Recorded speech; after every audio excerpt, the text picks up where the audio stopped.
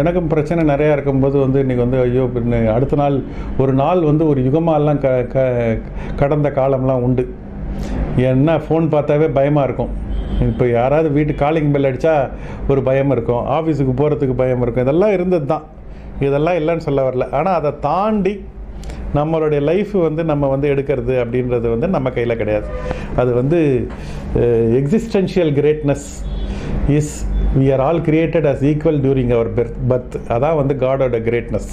யாரும் ஒரு ஆளுக்கு 2 கை எக்ஸ்ட்ரா ஒரு எக்ஸ்ட்ரா அப்படி கிடையாது. எல்லாரும் ஈக்குவல் தான் பிறப்பில். Human greatness is we should not die as equal.